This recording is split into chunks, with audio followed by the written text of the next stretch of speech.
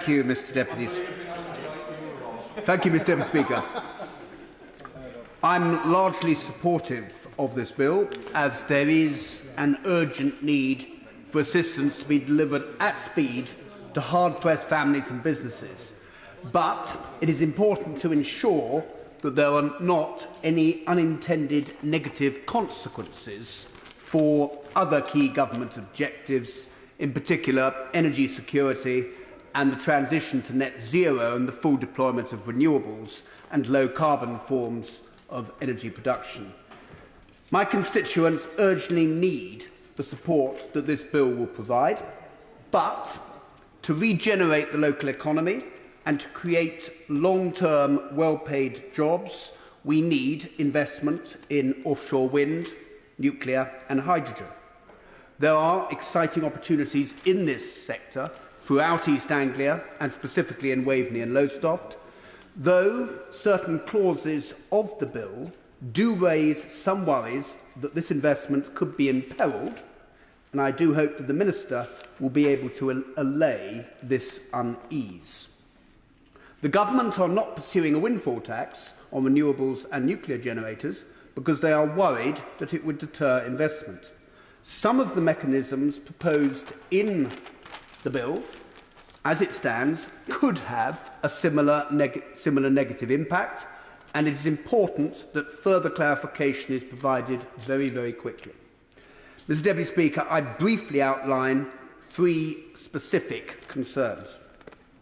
Clause 16, along with Schedule 6, introduces the cost-plus revenue limit, which is a cap on the revenue of low-carbon energy generation. There is a worry that this mechanism could penalise investment in clean, cheap and low-carbon generation. To avoid this, there is a need for a reinvestment allowance in order to channel investment into low-carbon projects that are needed to meet our net zero and energy security targets, and which will provide the long-term route map out of the cost of living crisis. Clause 21 of the bill enables the Secretary of State to modify the licences by which energy companies operate. Currently, the regulator, Ofgem, determines these licence conditions. This is an arrangement which works well and has the confidence of investors. Further clarification is required as to the Government's intentions, and consideration should be given to providing a definitive timeframe, a sunset clause, as to how long this provision will be in place. Clause 19 sets out the arrangements for passing on the energy price support from generators to end users. There is a concern that the bill as drafted does not properly take into account that generators do not all operate in the same way and they incur differing operational costs.